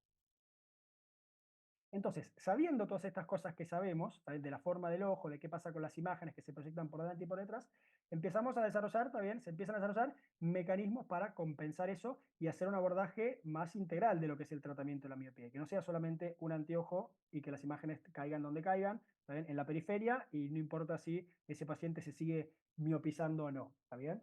Y así es como se desarrollan lentes de contacto, que lo que hacen es generar una adición positiva en la periferia, o sea, dar la corrección de miopía normal en la zona central para que las imágenes caigan bien en la retina y el paciente vea bien, básicamente, pero que en la periferia las imágenes estén con una adición positiva para que esas imágenes caigan un poquito por delante de la retina, y al caer las imágenes por delante de la retina, eso actúe como un estímulo para que el ojo frene su crecimiento y no siga creciendo y no siga progresando esa miopía. ¿Está bien? Y este es un trabajo donde muestra este tipo de lente de contacto, donde se le ponía a un ojo un lente de contacto con adición positiva y al otro ojo una lente de contacto normal, ¿está bien? Y vemos que los cambios en el largo axil del ojo, ¿está bien?, eran mucho mayores cuando no tenían este lente de contacto especial, ¿está bien? ¿Sí? Y que se frenaba lo que era la progresión de la miopía y el cambio en el largo axil, ¿está bien?, con estas lentes de adición positiva. Y a los 10 meses se cambiaba el lente de contacto, si lo tenías en el ojo derecho te lo pasabas al izquierdo, y el lente que no era con adición positiva del izquierdo te lo pasabas al derecho, y pasaba lo mismo pero al revés. El ojo que tenía la lente de contacto con adición positiva, ¿está bien?, que hacía que las imágenes cayeran un poquito por delante de la retina, en la periferia macular, ¿bien?, eso frenaba y acortaba lo que era la velocidad de elongación del ojo, si era acortaba un poquito más el largo axil, o hacía que no creciera tan rápido el largo axil. ¿Está bien? Después hay otro tipo de lentes también que buscan algo parecido. ¿Ven? Estamos viendo acá una lente de contacto apoyada sobre el ojo con una tinción de fluoresceína. Y esto genera, ¿está bien? Si yo le hago a este, ahora les voy a contar de qué tipo de lente de contacto son, y tiene que ver con la clase que vieron recién de topografía corneal, ¿está bien? Si yo le hago una topografía corneal al usuario de esta lente de contacto, ¿está bien? ¿Sí? Me voy a encontrar con esta topografía, donde vemos con claridad que tengo una zona central más plana y una zona paracentral de color rojo acá con más poder óptico, ¿está bien?, con mayor curvatura. Y esto genera un efecto muy parecido al que se generaban con las lentes de contacto, ¿está bien?, de adición periférica que les mostraba hace un ratito. Estos en realidad se llaman lentes de ortoqueratología, que lo que hacen es modificar, ¿está bien?, el flujo de lágrima, ¿está bien?, en la zona central de la córnea, y van generando un remodelado del epitelio corneal y hacen que la córnea, que el epitelio corneal sea más grueso en la zona paracentral, más plano en la zona central, y generan este aumento en el poder del lente paracentral que me genera una adición positiva que me termina generando que las imágenes centrales caigan en la mácula y las imágenes paramaculares caigan un poquito por delante, actuando como un estímulo para frenar la progresión y el desarrollo de la miopía. ¿Está bien? Esas son todas estrategias, sea con lente de contacto o sea con lentes de ortoqueratología que modifican, ¿bien?, a la córnea misma. Son todos mecanismos para tratar de que no progrese y que no avance la miopía. ¿Bien? Y hay un montón de estudios que muestran que estos lentes son efectivos, tanto los lentes de adición positiva como los lentes, ¿está bien?, de ortoqueratología, termina haciendo que el crecimiento, la velocidad de crecimiento largo axil, también sea menor en pacientes que los usan que en pacientes que se manejan con anteojos o con lentes de contacto normal. ¿Bien? Y tanto los primeros que le mostré el lente de contacto como los de ortocardiología, básicamente lo que hacen es generar esto. En la zona que está a la izquierda, en esa topografía más plana, más azul, hace que las imágenes se proyecten donde se tienen que proyectar, en la mácula, ¿ven? Pero las zonas de visión, los rayos de luz que pasan por la zona más roja con más poder corneal o con más poder de lente de contacto, esas imágenes terminan cayendo por delante de la retina, haciendo y actuando como un estímulo para frenar la progresión de la miopía. ¿Ven? Más trabajos que hablan sobre lo mismo, más o menos 30 lentes o 30 pacientes en cada grupo, y la progresión, abajo de todo, con lentes comunes, era de más o menos una dioptría, con un crecimiento largo axil de 0,52 milímetros, ¿ven? Mientras que en los otros pacientes, tanto los que usaban lentes especiales con adición positiva como los lentes de ortocardiología, fíjense que los crecimientos largo axil son mucho menores, ¿ven? De 0,52 nos fuimos a un 0,3, 0,32, 0,38, y los cambios en largo axil también son menores. Es decir, que estos lentes funcionan. Bien, y otra cosa que también estamos viendo, que ya tiene más que ver con los mecanismos también de más moleculares de visión y los mecanismos más de circuitos neuronales de visión, es que si uno mira, ¿está bien?, fondos, o cuando uno lee, le vuelvo a la diapositiva anterior para que vean, esto estoy leyendo un fondo blanco con letras negras. Mientras que si yo veo un fondo oscuro, todo negro, con letras blancas, activa mecanismos distintos, ¿saben?, retinales. Y uno de esos mecanismos, que sería cuando uno mira fondos oscuros y letras blancas, termina haciendo que se acorte, se adelgace, ¿saben?, la coroides, ¿está bien?, actuando como un factor, digamos, preventivo para el desarrollo de miopía. Mientras que el estímulo, digamos, más común de ver un libro de texto o ver un fondo blanco con letras negras, como suele estar la mayoría de los libros impresos, eso actuaría como un factor para el desarrollo de la miopía. ¿Está bien? Así que hay todo un montón de nuevas estudios y nuevos conocimientos que van haciendo que tengamos cada vez más estrategias para tratar también y hablar con un paciente que tiene miopía y prevenir el desarrollo de la miopía y la aparición. ¿Está bien? Y esto es importante porque hay un aumento en la prevalencia mundial de miopía, hay una epidemia de miopía en todo el mundo, sobre todo en lo que es el sudeste asiático, ¿está bien? Y esto, en función de las actividades que vamos haciendo y en función de los cambios que se van dando en el mundo, ¿está bien?, cambios en el estilo de vida, cambios en las actividades que hacemos, cambios en dónde vivimos, cambios en estar todo el día con una pantalla en la mano, cambios en estar poco tiempo al aire libre, ¿está bien? ¿Sí? Y esto ya sabíamos que lo que era la prevalencia de miopía, ¿está bien?, cambiaba en función de las actividades que hacían las personas. Este estudio tiene 200 años, desde 1883, ¿está bien? Y los agricultores, la mayoría de los agricultores y pescadores que están todo el día al aire libre, tienen incidencias de miopía, ¿está bien?, muy bajas, ¿está bien?, son casi todos hemétropes, hay muy poquito miope. Ya sí se dedican a trabajos un poco más finos, artesanos, ¿está bien?, o personas con más educación que estuvieron más tiempo haciendo trabajo de enfoque, trabajo de estar leyendo, ya los números empiezan a aumentar a 11% de miopes, 13% de miopes, ¿está bien?, comerciantes que están también en ambientes de interior, mirando números, haciendo cuentas, ¿está bien?, o estudiantes avanzados, ni hablar, ¿está bien?, ya nos vamos a 15 a un 30% de miopes. ¿Está bien?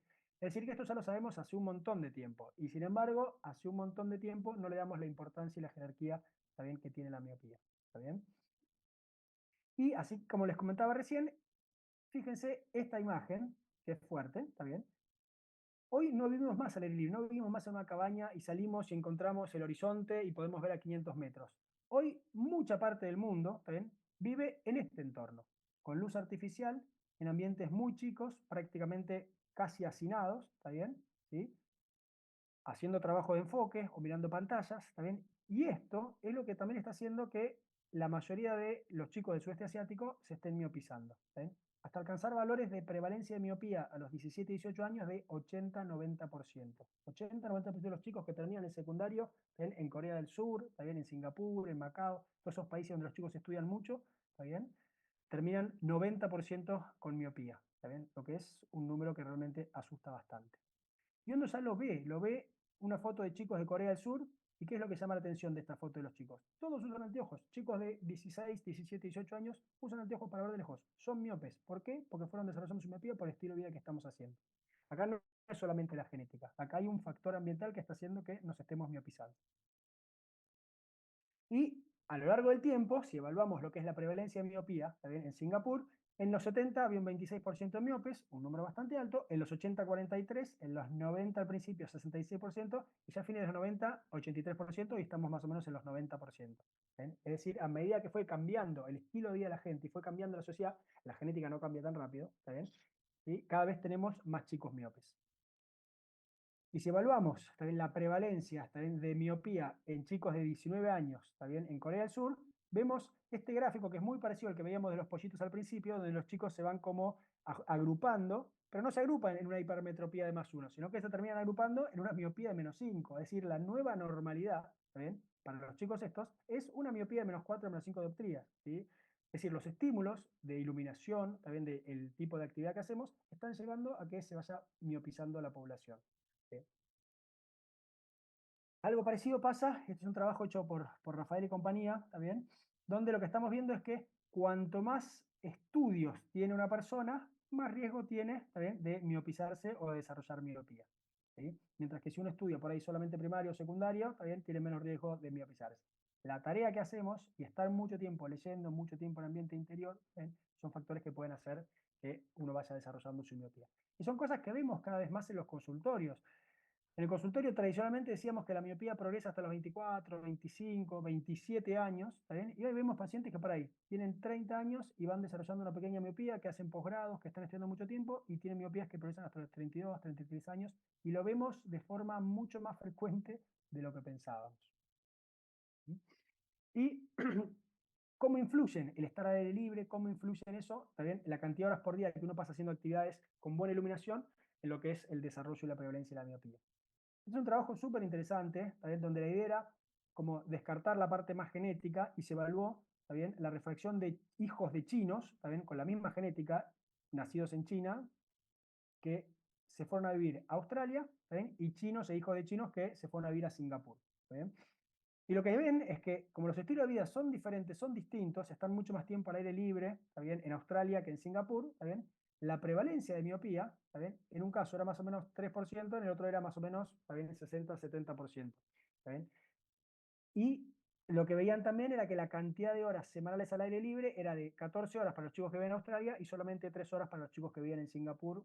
En Singapur es un estado, es una gran ciudad, donde los chicos están todo el día básicamente en ambiente interior con luz artificial. ¿Bien? Entonces, dejando de lado la parte genética, vemos que hay factores ambientales también que tienen mucho que ver también con lo que es el desarrollo de la miopía. ¿Sí?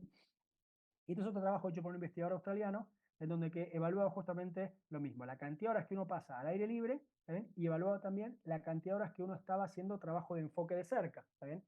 Y vemos que cuanto más tiempo uno está al aire libre, ¿está bien?, y cuanto menos tiempo está leyendo o haciendo trabajo de enfoque de cerca, menos riesgo tiene, ¿está bien?, sí, de desarrollar miopía. Mientras que al revés, si yo estoy muy poco tiempo en ambientes de exterior, es decir, si estoy siempre en el interior y estoy muchas horas haciendo trabajo de enfoque de cerca, tengo un alto riesgo de desarrollar miopía. ¿Sí? Así que son dos factores que son muy importantes, que es cuánto tiempo estoy al aire libre, y cuánto tiempo estoy haciendo trabajo de enfoque de cerca, porque esos son los dos factores más importantes para lo que es el desarrollo y la progresión de la miopía.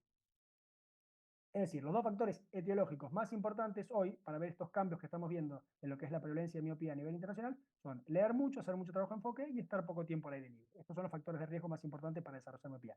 Y sobre esto tenemos que tomarnos el tiempo en consultorio para hablar con los chicos, y para hablar con los padres. ¿Bien? ¿Y por qué es importante? Esto lo que estamos viendo es una encuesta que se hizo, o un cuadro que se hizo con lo que son las causas, ¿está bien?, de los pedidos de certificado de discapacidad en la ciudad de Buenos Aires. ¿Está bien? Y lo que vemos es que la mayoría de los pedidos de certificado de discapacidad también tenían que ver con degeneración macular relacionada con la edad, con glaucoma, con diabetes, y sobre todo esos grupos o esas etiologías tenían que ver con pacientes más añosos, más de 70, 80 años. ¿Está bien? Y vemos acá en este gráfico que hay una gran curva, hay un gran pico acá, ¿está bien?, de miopía, ¿está bien?, y es más o menos a los 50 años, ¿está bien? Y esto es importantísimo porque, si bien, obviamente, ir a pedir un certificado de discapacidad visual, porque uno no ve bien, nunca es agradable, ¿está bien?, y siempre es un problema, no es lo mismo ver poco y tener discapacidad visual a los 80 años que tener discapacidad visual a los 50 años, ¿está bien? Cuando uno es población económicamente activa, cuando uno está desarrollando, está bien, está tratando de generar plata, cuando uno está tratando de armar un futuro, ¿está bien? Los años, ¿está bien?, de mala visión que genera una discapacidad, ¿está bien?, por miopía, son bastante más, ¿está bien?, ¿sí?, que el de una degeneración macular relacionada por la edad o una retinopatía, digamos, diabética, también de desarrollo más tardío, ¿sí?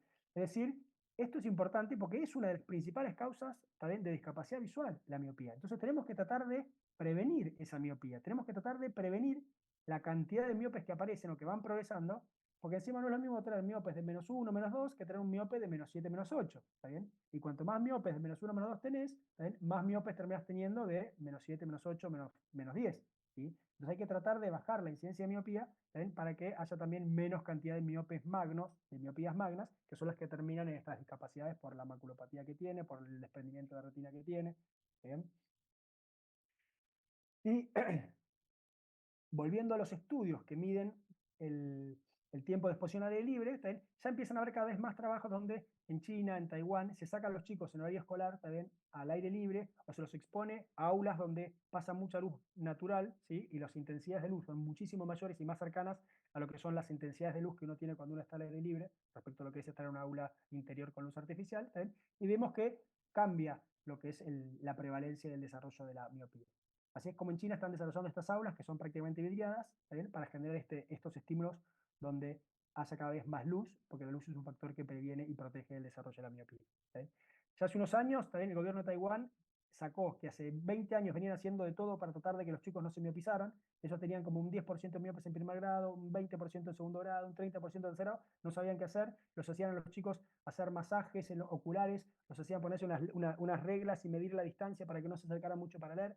Todos intentos de que los chicos esos no desarrollaran miopía, no funcionaba nada, ¿ven?, hasta que hace unos años se encontraron que sacando a los chicos en horario de clase, ¿ven?, 2 horas por día al aire libre, conseguían frenar y aplanar la curva de progresión de miopía, ¿está bien? Es decir, hay que estar más tiempo al aire libre. Y eso se lo tenemos que decir y eso tenemos la obligación de decir a los padres y recomendárselo a los pacientes para que prevengan y para que eviten que aparezcan miopías, ¿está bien? Cuando uno va a medir lo que es la intensidad de luz que tiene un ambiente iluminado con luz artificial, uno mira una pantalla, tira más o menos 30, 40, 50 lux, también la luz de una habitación, 80, 90, 100 y pico de lux, que son intensidades súper bajas de iluminación respecto a las 1000, 10.000 que podemos encontrar si medimos también en el exterior. Es decir, la diferencia de intensidad lumínica que hay entre un ambiente interior y un exterior es de alrededor de 100, 1000 o 10.000 veces, ¿está bien?, mayor para el ambiente exterior, ¿está bien? Y eso influye mucho. Cada vez hay un montón de trabajos, de estudios que evalúan eso, la intensidad de luz, y muestran que necesito tener arriba de los 1000 y pico lux como para que empiecen a actuar estos estímulos protectores, ¿está bien?, del desarrollo de la miopía. ¿Mm? Mismo en una clase, en un aula, ¿está bien?, no es lo mismo la intensidad de luz que yo tengo si estoy del lado de la pared que si estoy del lado de la ventana. Del lado de la ventana tengo 1500, ¿está bien?, lux, mientras que tengo 200 o 180 del lado de... Los chicos que se sientan a la derecha del lado de la pared probablemente se terminan miopizando más que los que se sientan cerca de la ventana, ¿está bien? Todo esto hay que tenerlo en cuenta. Todo esto hay que tenerlo en cuenta para lo que es el desarrollo de escuelas. Esto hay que tenerlo en cuenta a nivel gubernamental, para lo que es la normativa de la construcción de nuevos colegios. O sea, hay un montón de cosas que a nivel estatal se pueden poner en práctica, ¿está bien?, sobre todo si uno piensa que en el sudeste asiático ya están con 80-90%, ¿está bien?, ¿sí?, de prevalencia de miopía a los 17-18 años. ¿Sí? Y también hay que hablarles a los chicos y a los padres de lo que es estar en ambientes oscuros. También los chicos se pasan todo el día ahí con el celular en ambientes oscuros, llegan a casa, los adolescentes bajan las persianas del cuarto, se encierran en su cuarto a mirar redes sociales, ¿está bien?, y se miopizan y progresan sus miopías, ¿está bien? Hay que hablar de eso y decirles hay que estar más tiempo al aire libre, ¿está bien?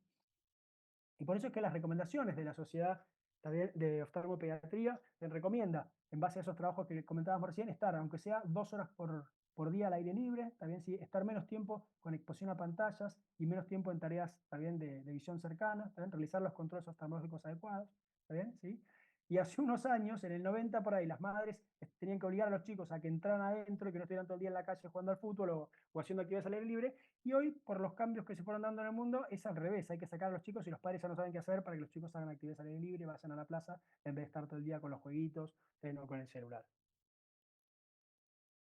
Y no quería dejar de comentarles otro tipo de tratamientos que tienen que ver con lo que es la prevención del avance de la miopía, que ya se están usando hace muchos años lo que es la atropina diluida. La atropina comercial en general viene al 1%, que es la que se usa para dilatar en un paciente que tiene algún desprendimiento de retina o alguna patología de retina, pero lo que se usa son concentraciones 100 veces diluidas o 10 veces diluidas. Este es un estudio que es el estudio ATOM, también que ya es muy bueno, es viejo ya, ¿está bien? Pero que muestra que cuanto más concentración de atropina, o sea, atropina al 0,1, o sea, el 10% diluida respecto al 1%, ¿está bien?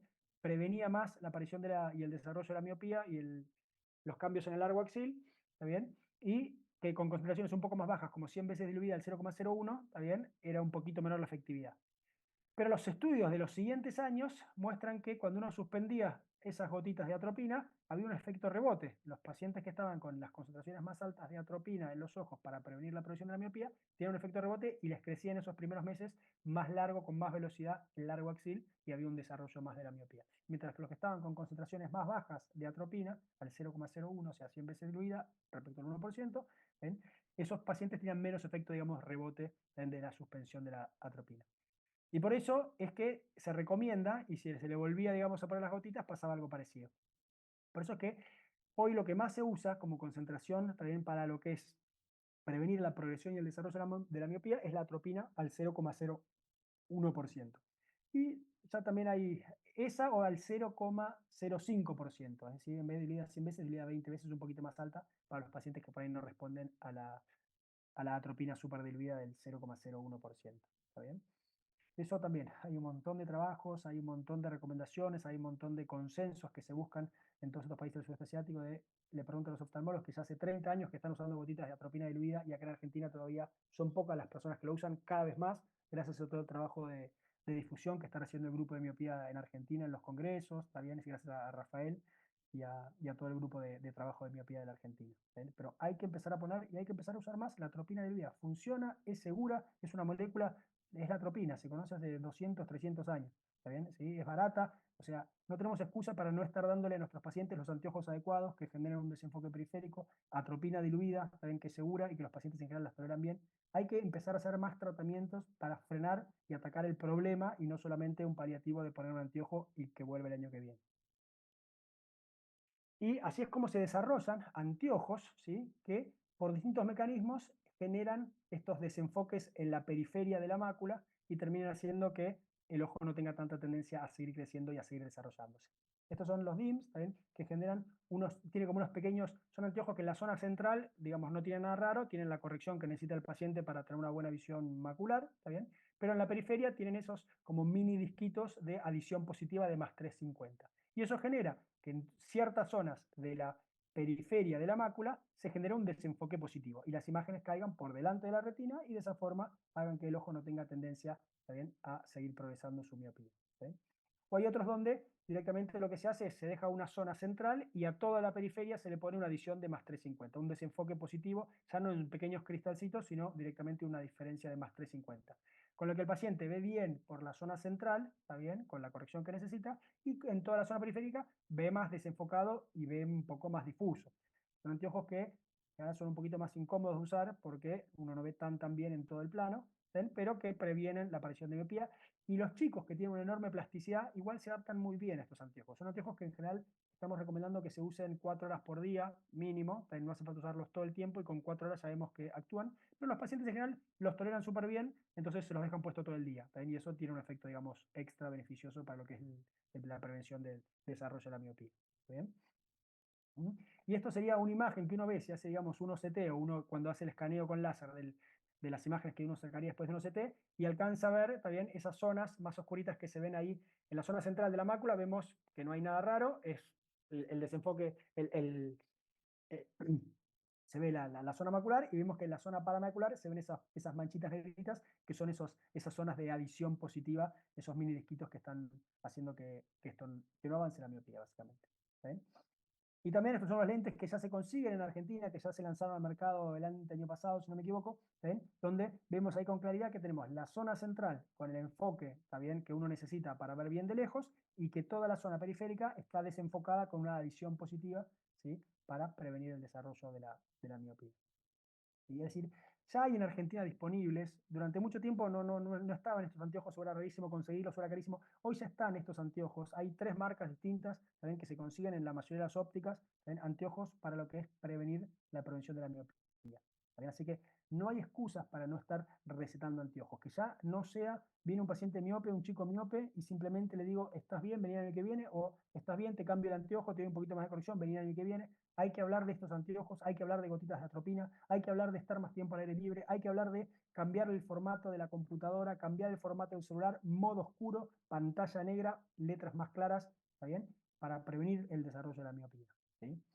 Es decir, que dejar a un paciente hoy a la evolución espontánea es casi una mala praxis, porque sabemos un montón de cosas ya hace mucho tiempo, ¿está bien? Hay que tratar de agarrar el problema, digamos, de raíz. Y a ese paciente que uno le previene la progresión de la miopía, ¿está bien? Le está bajando el riesgo de desarrollar maculopatía miópica, le baja el riesgo de desprendimiento de retina, le baja el riesgo de discapacidad visual, como vimos hace un rato, ¿bien? Y hoy contamos con bastantes herramientas para conseguirlo. ¿Sí? La atropina al 0,01 o al 0,05%, hablar de estar libre 2 horas por día, letras blancas con fondo negro como está esta filmina, no como la mayoría de los libros de texto, lentes de contacto con adición periférica, lentes de contacto eventualmente de ortoqueratología, que son un poco más debatidos por el riesgo de infección que traen, porque el manejo es un poquito más difícil, pero que para lo que es el desarrollo de miopía, la verdad es que funcionan.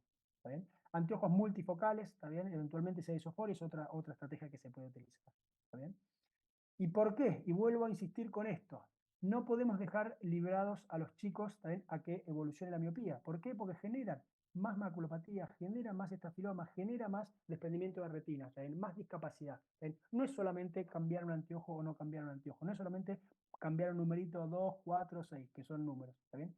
Es un paciente que puede llegar a tener complicaciones serias que lleven a la discapacidad visual. O sea, hay que hacer prevención de miopía y hay que bajar la cantidad de chicos que se van miopizando. ¿Está bien? Y ustedes van a ser la nueva generación, ¿está bien? Que va a terminar de conseguir esto, ¿sí? Porque hay que formar a los médicos jóvenes para que sepan esto y para que de entrada a los chicos ya los agarren y les empiecen a recetar, ¿está bien? Anteojos que corresponden, gotas de atropina y todas estas cosas que estamos charlando. Porque uno va a los oftalmólogos que ya tienen ciertos años y son más reticentes a lo que es cambiar lo que hacen en su práctica diaria, ¿está bien? ¿Sí? Y hay un montón de cosas que tenemos para hacer. Así que no sea solamente ver al paciente y cambiarle el anteojito. Y les dejo esto también para que después lo miren con tranquilidad. Es el consenso, sobre lo que es el manejo de la miopía, también es un consenso acá argentino. Está muy bueno, charla sobre todas estas cosas que estuvimos viendo. También después bájenselo, denle una leída, es súper interesante. Cualquier duda, cualquier pregunta que tengan sobre el consenso o sobre lo que es la charla de hoy, ¿está bien? Me escriben al mail y la respondemos. ¿Está bien? Como decía el doctor del campo, es una lástima no poder estar ahí. A mí en general estas clases me gusta ir parando y preguntando, ir participando más. El Zoom nos limita, digamos, de esta manera. Pero no duden en mandarme un mail, les dejo ahí la dirección de mail, ¿está bien? Y cualquier duda que tengan. Todos estos temas que charlamos dan para dar 4 o 5 charlas con filminas, está bien, como las que vimos. Entonces nos podemos quedar. El año pasado se hizo un congreso donde solamente hablamos de miopía, estuvimos todo el día hablando de miopía, ¿está bien? Y nos quedamos cortos y nos faltaban cosas por decir, ¿está bien? Hay un montón de cosas para hablar de esto, ¿está bien? Así que bueno, doy por terminada la charla. Buenísimo, Sebastián. Acá hay una pregunta que hace Sí, una doctora, te la leo. dale. ¿Con cuánta progresión de miopía sería la indicación de empezar tratamiento con atropina diluida? Porque Mira, leí que sí, algunos empiezan con una progresión de 0,50 y otros esperan a que avance por lo menos una dioptría. mira, no hay consenso sobre el número, pero en general sí hay consenso sobre si la miopía está progresando, empezar un tratamiento para frenar la progresión de la miopía. ¿Está bien? ¿Sí? Así que ya si te progresa un 0,50, podrías perfectamente empezar con un tratamiento con atropina diluida. ¿Está bien? Y más, podés empezar con eso o podés empezar con tratamientos combinados. Tenés todas las opciones. Podés hacer un anteojo con adición positiva y gotitas de miopía una vez por día, en el 0,01. No charlamos mucho sobre la miopía porque son muchas cosas para charlar, pero sí, y eventualmente lo podés seguir ese paciente y si ves que sigue progresando con esa concentración, le podés pasar a la otra concentración al 0,05%, ¿está bien? ¿Sí? Son tratamientos largos, son tratamientos que hay que hablar con los pacientes y hay que hablar con los padres. En general, los padres, si son miopes o hay algunos de los padres que son miopes, ya saben lo que es la miopía, están preocupados porque a su hijo no le vaya cambiando tanto el anteojo, entonces participan mucho, son muy aliados, digamos, del médico a la hora de ponerse las gotitas con atropina. Pero básicamente, si yo mido y constato que hay progresión de la miopía, perfectamente le puedo empezar gotitas de tratamiento y sería lo correcto y lo adecuado ponerle gotitas de atropina diluida. Buenísimo. A ver si para acá pone. Perfecto, muchas gracias, dice. Perfecto. Bueno, buenísimo entonces. No veo No, más preguntas, Sebastián, así que nada, agradecerte el tiempo excelente. y el haber estado, ¿sí? Por favor. Te mando Buenas un noches. saludo grande y estamos en contacto, Sebastián. Dale, gracias. No, gracias a vos y buenas noches a todos. Gracias.